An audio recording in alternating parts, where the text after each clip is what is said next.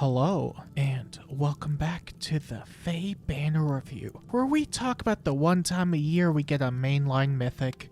Or that's what I would have said if that happened this time, but it didn't. So today, we have a brand new end of the month banner featuring a new legendary and emblem unit. That's right, it's still double the trouble, and as per tradition, I will be using this coveted small line graph that may or may not be small at the end of the day to rank the brand new banner, as well as the circle graph that may or may not be a circle at the end of the day alongside it. Today's rankings will be based on how many gale forces the entire banner has, and if you want to be awesome and subscribed, then make sure to subscribe to the channel. Thank you, I'd really appreciate it. First up, we have a legendary Elise, and this was bound to happen sooner or later. They've been doing a lot of the Fates Royals as of late, so it makes enough sense that she was chosen this time around. She's a Fire Staff legendary, and that means my investment and level of care for Arena is going from 0 to 0. But then there's her kit, and that's when I actually start locking in. Or I guess Ice Lock Plus in.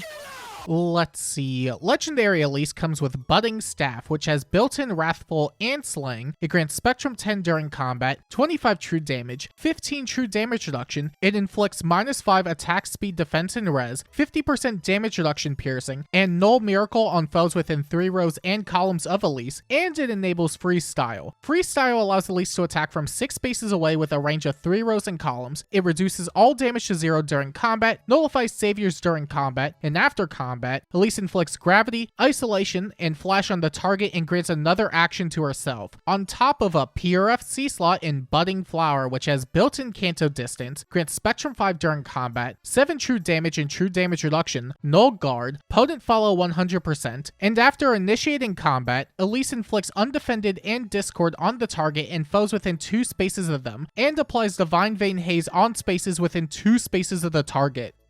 See, what did I tell ya? Whoa, a legendary Staff Fates Royal that breaks the entire game in half? Where have I seen that one before? Elise is genuinely the most anti-meta unit we have in the game currently, and it's shocking that she counters so many prevalent things. The weapon may not seem like much on its own because it looks like every other weapon released in the past 5 months, but the support alone is already off to a good start. 3x3 Null Miracle is fantastic for shutting down units like Valley and Rhea and the other Valley. At least 2 of them are super common, especially the Mythic version, since they're an 8th Raid's defense Mythic. Being able to negate drive miracle effects like that is super convenient, but that's only one support effect of several that she has built into her kit. Budding Flower inflicting Undefended, Discord, and Divine Vein Haze is also really good since you can disable so much with that alone. Divine Vein Haze can overwrite stuff like Corrin's Terrain, which I'm sure everyone loves dealing with. Slowing down the entirety of the game sure is fun, right? The nice thing too is that once Elise puts down her terrain, allies also won't have to fight saviors directly because of the Undefended. Undefended really is such a strong status, and the fact that she applies it mid-turn makes it a whole lot more insane. It's why Elm was such a menace at his peak, and still arguably is in certain aspects. Budding Flower does also have innate combat effects like Potent Follow, Canto Distance, Null Guard, so on and so forth, so Elise should do pretty well for combat. That said, the main thing really is her support, and it would already be great on its own if it was just that.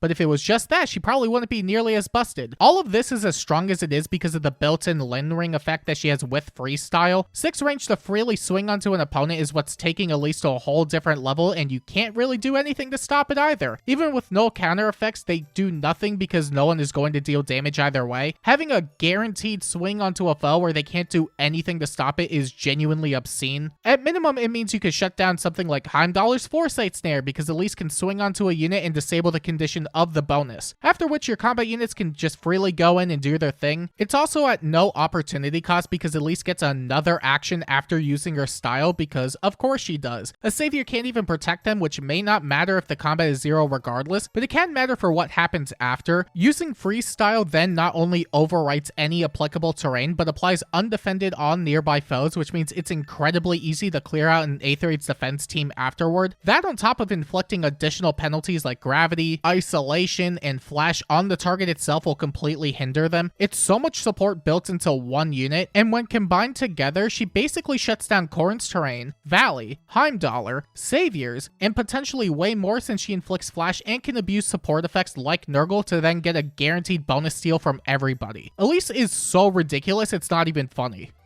Okay, it's kind of funny actually. Well, I say that now, but then when I have to fight her, then suddenly it won't be. Funny how that works, huh? Elise also comes with Ice Lock Plus, Attack Speed Aria, Speed Res Shackle, and a brand new healer special in the Windfire Charm, which is a 5 cooldown special that boosts damage up by 70% of the greater of units or foes attack stat, has built-in 40% first hits damage reduction, and grants Attack Liberate and Speed Liberate to themselves and allies within 2 spaces at the start of the player phase or enemy phase. Wow, that's really good. Staff units over a good amount of last year were flooded with a solid amount of new inheritables that allowed them to carve out a decent support niche for a bit. Between Ice Lock Plus, Called to Serve, Bouquet Baton, and so on, they were doing pretty good for themselves. Now between this new special and the Sacred Stones banner, they basically got a refresher. Although giving out start of turn bonuses in an inheritable special sure is a first for them. Also, healer specials with damage reduction, that's new too. I think it makes enough sense that a healer special would start giving out bonuses, even if that seems pretty ridiculous. A lot of healer specials that we got before inflicted penalties when they went off, so it feels like a natural evolution. And the bonuses that Windfire Charm gives out is pretty solid. Attack and Speed Liberate is another means of stat support, and they're not so common yet to the point where it'd be too saturated. However, the only thing that sucks is that it does overlap with Preempt Amplify since it gives out Attack Liberate as well. I'm surprised they didn't even choose a different stat to give out instead, but you can at least use Called to Serve instead if you don't want it to overlap at all. That said, you do lose out on Canto 2 and Preempt Pulse support as a result, which isn't ideal at all. It's Preempt Amplify, but honestly, it could be worse. Between everything they got this month alone, healers are doing pretty well for themselves at the moment. Also, the nice thing about Elise's fodder is that you can still get use out of it even if you don't use healers. Attack Speed Aria is a great damaging A slot, and Speed Res Shackle continues to be a really great debuffing B slot for a lot of support units. There's a lot of value you could get out of Elise's kit with just one copy. Or not if you don't build any of those types of units, but that's on you at that point. And other than that, that sure is Elise. Honestly, if you thought Elm and Emblem Lyn were ridiculous at their peak, then Elise is going to make them look tame in comparison. Elise shuts down so much stuff that she may end up rewarping the entirety of Aetherite's defense. Again, I think the only thing holding Elise back is her legendary status, because if she were blessable, she would be a permanent mainstay on Aetherite's offense teams. Maybe it's a good thing she's a legendary unit. Thanks for this stupidly broken unit, Faye. We also have Emblem Byleth, and this genuinely surprised me a lot. I think this is the first time they've ever done back-to-back emblems, and both being 3 houses is the cherry on top. They're really coming for people's wallets here, huh?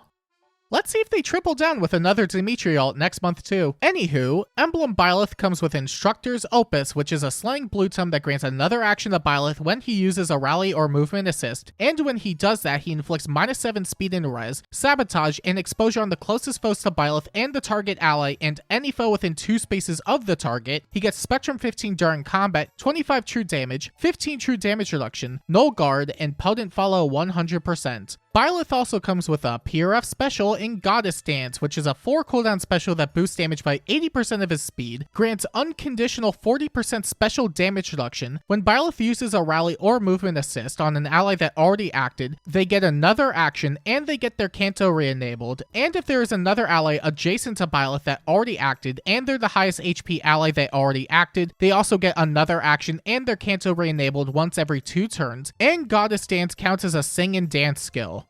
So yeah, double dance, huh? We all expected it eventually, and it sure is as good as it sounds. This isn't anything new per se because of dual and harmonic buttons, but the application and strength of it is a lot more potent. Even with how much action eco they keep littering into the game, a dancer that can refresh 2 times is a fantastic niche to have, and that's on top of re-enabling Canto for both allies as well. Re-enabling Canto is definitely the modern standard for dancers at this point, but the fact that he could do that to multiple units is really strong. Byleth being able to get a second action himself after using an assist is pretty great for further doubling down on his supportive niche. He has other skills that let him do that too, but we'll get to that in a bit. From his weapon and special alone, he could still inflict sabotage, exposure, and some speed and res penalties after using an assist. They're pretty good penalties, and the fact that he could do it twice per turn means it's more likely to stick on a foe. I think exposure is a pretty underrated penalty currently, since it's still 10 true damage and automatically enables some skills like detect. Although besides that, it really is the bulk of his support before inheritables, but there's so much he could do with with that alone. At what point can a player have too many actions in one turn? The double dance is another easy means of clearing out Aether's defense teams. It could work well with legendary Sakura hidden run cores. Byleth himself can be a combat dancer. The fact that he's ranged means he could use the Lin ring too, which is pretty great. But comparing the support to his combat is basically a night and day difference because it looks kind of generic if I'm gonna be honest. Although I'd hardly call it bad. The fact that basically every weapon has this now makes it blend in too much. I'm not sure how well he's going to do combat wise, but it'll probably be solid enough. Potent follow 100% with a special that boosts his damage by 80% of his speed is a pretty great start. That and the unconditional special damage reduction paired with his weapon will provide a decent amount of bulk too. But the fact that he's an action eco unit that can dance 2 units in a single turn is going to give him so much longevity. Honestly, I'm surprised they didn't allow him to refresh any ally or every ally adjacent to him like how it is in Engage, and they limited it to 1 unit with an HP condition every 2 turns on top of that. A rare balancing choice from Fire Emblem Heroes? Of course not. This is the same banner as legendary Elise. Come on, guys. Emblem Byleth also comes with reposition gate, perfect attack speed favor, and a brand new C slot in Instruct 4, which grants +3 great talent to a corresponding stat to allies within 2 spaces based on whether the unit using Instruct has more attack speed, defense, or res than the ally -10 at the start of the turn. It grants another +3 to those respective stats to an ally if using a rally or movement assist on them. It grants upwards of Spectrum 9 based on the highest great talent amount active on allies on the map during combat, 5 true damage, and 5 first hit true damage reduction. This is great talent if it was actually good, or great. Or I guess usable in this case. Great talent always had that issue of being potential stats because the amount of time it would take to even get the desired amount would take too long. Brave Alphonse's was really bad. Alm's was slightly better, but not by much. And Valley's was actually pretty good because it gave out so much at once. But now we have a skill that can let an ally get great talent +6 and a bunch of stats with a 1 action, which is way better. I think they realized that great talent buildup was way too slow for what it was, so it's been improving over time. And the fact that it grants some extra stats, true damage, and true damage reduction during combat means it's useful even on a combative front. It's a really nice C-slot option, especially since there's no restrictions on the skill whatsoever. This means infantry have an actual support C-slot option now. And flyers get another option at their disposal. They will never stop winning. Besides that though, Favor is still such an amazing B-slot, and thankfully it isn't that difficult to get. His fodder is actually pretty easy to pass around surprisingly, even with the new tier 4 skill. Especially since Favor only has a staff restriction, you can actually fix up so many units into a support role with a single copy. Thank you IS for making it really easy to pass around his fodder. I know it wasn't your intention whatsoever, but thanks nonetheless. He also comes with perfect attack speed, and yeah, that sure is an A skill. At this point, it should be renamed to perfect PU, cause it stinks. Get it? I'm genuinely so unfunny. I'm sorry. I'm gonna move on. And of course, there's the ring effect, and that will be very balanced as they usually are. Yep. This time around, the emblem ring effect grants another action to a target ally and re-enables their canto when they're targeted with a rally or movement assist. It counts as equipping a sing and dance skill and grants a standard special boost effect. So first things first, dancers are dead. Well, besides the recent ones like Azura, Spring Plumeria, Halloween Peony, and Legendary Ninian, but that's 4 dancers out of like more than 4 dancers. I genuinely don't see any reason to run a dancer anymore over a unit that could do so much more with the Byleth ring. Generic dancers can't even compete just on the basis of Kanto refresh. That said, this probably means the units using the Byleth ring can't be danced themselves since it says it counts as equipping a sing and dance skill. It's still an extremely splashable ring effect, but that probably means you won't throw it on just anybody, or at least not the units trying to mix both combat and support, I guess. Honestly, one of the units that probably benefits the most from this is Marianne, since she has a Requiem Prayer. At least to my understanding, you're allowed to do that since it doesn't count as a sing and dance skill. So with the Byleth ring, Marianne could dance someone with an assist and then dance somebody with her special, allowing her to dance twice per turn. Yep, that sure sounds balanced. I think base Marianne could do the same thing with her refine. I guess that means you could technically have 3 of them, which is funny. Or terrifying, depending on your perspective. You could also pair this ring with the standard action economy unit, since they could get another action as well. You know, like your Arena Marths, Spring Sylvains, or even units with Teapot Plus or Serving Knife Plus. It's another way to make your action economy units a lot stronger. Also, because it's counted as a sing and dance skill, I think that means you could use stuff like Firestorm Dance and Rock Slide Dance, but why would you? Those skills kinda stink. But yeah, Dancer Ring that re-enables Kanto, that's really dang good. And if there's any takeaway to be had from this emblem effect, it should be this. Don't have a favorite character be a dancer next time. And other than that, that sure is Byleth. Between the ring effect and all the support he gives out, there's so much value that you could get out of him. Honestly, he's arguably one of, if not the best support units in the entire game currently. If you had to choose between him and Elise, I would definitely take Byleth. His utility is so much more splashable and you get a really amazing emblem ring out of it. That said, you really couldn't go wrong with either of them, but ideally you could just end up getting one of them or even both of them before Spark instead of one of the other units sharing with them.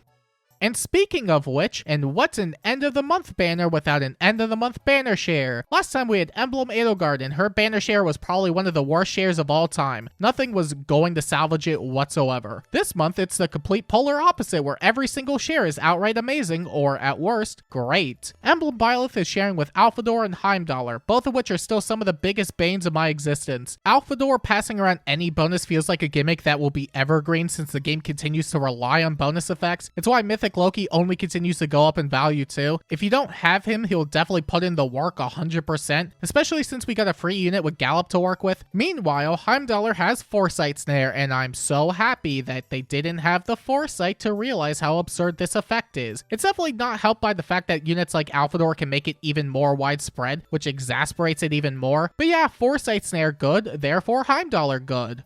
I mean, Heimdallr sucks. Don't pull for her. Boo. Please. Meanwhile, Legendary Elise is sharing with Legendary Sakura and Entwined Ash. Legendary Sakura is still one of the best support units in the entire game because nullifying Canto Control is still absurd. Who knew allowing units to run away with 6-pace warping guaranteed in a game consistent of 8-tile maps was so strong? Entwined Ash isn't as strong of a support unit, but she's still pretty great in her own right. I actually think she's kind of underrated, giving out Omni Warping and Anti-Warp as well as Imbue True Damage and True Damage Reduction and Mini Reflex to an ally support from anywhere on the map is pretty useful. You'll definitely get some use out of her if you end up with a copy. There's also the green share with Valley, Harmonic Ike, and Vanitas. Valley has her whole Miracle Drive shtick going on, which is still very strong.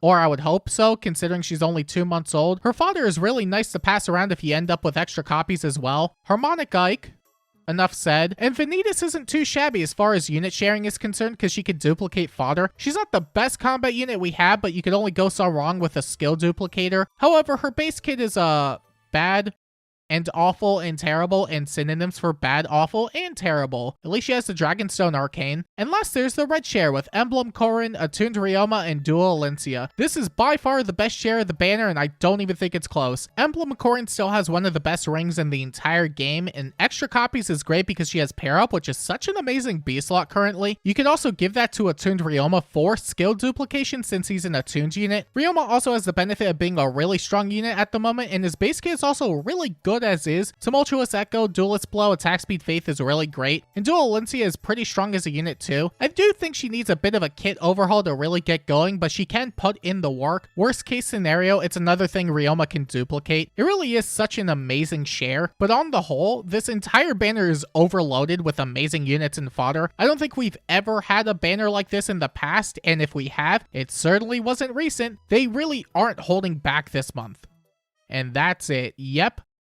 Okay, bye! And now that we've gone over the brand new units, I think it's time we rank the banner on the small line graph that may or may not be small at the end of the day. And would you look at that? The brand new banner has earned a 9 out of 10 on the small line graph. And based on my understanding of the banner, I believe that it would be best fit somewhere around this area of the circle graph. This banner has everything a player wants to own at the moment, and it might be unwise to skip it. Might be being the important part. And you may be wondering to yourself, should I put my entire life savings into this one banner? And to that I say, yes, but wait a bit first. I'm gonna be honest, I think this is one of the best banners of all time. Legendary Elise is the most anti-meta unit we have currently since she could shut down literally everything that plagues the game right now. Removing Corrin Terrain, getting around Valley's Miracle support, being able to disable Foresight Snare and shutting down saves is ridiculous. She's going to be useful literally everywhere for such a long time. Meanwhile, Emblem Byleth is arguably the best support in the game, giving out multiple dances, being able to refresh himself, as well as all the support he gives out between his weapon, favorite, Favor and Instruct, there's really nothing like him. And that's on top of giving out an emblem effect, which makes his value so much higher. Between those two and the color shares, I don't think any other banner can even compare to this or ever will. In fact, I just don't see any reason to prioritize any other banner because nothing even compares. The Ilian banner is amazing, and it wouldn't even be the worst thing to prioritize that banner since everyone offers something amazing. They all have good support capabilities and their fodder is pretty great too. The New Year's banner is also amazing, but Heimdall and Valley aren't that much better than their mythic versions, although being blessable is a huge boon. The only unit there that you would miss out on is New Year's Balder, and she is amazing in her own right, but it really is so hard to justify the other banners over this new one. Not the Sacred Stones one though, that one kinda sucks. Honestly, this entire month, not including the Sacred Stones banner, is extremely overloaded. That said, you should wait just a bit to see what the upcoming Anniversary Fate channel is going to offer. We're going to see Hero Fest stuff and the Valentine's banner lineup, and you'll probably want your orbs for that just in case. But other than that, this banner is probably the most must-pull banner we've had in such a long time. I don't think it's worth skipping whatsoever, TBH. 2BH. To be quite H. I don't have anything else to close this video off with, so I guess I'll see you when they announce the Choose Your Legends winners. That's definitely gonna end well, right? Nuh-uh.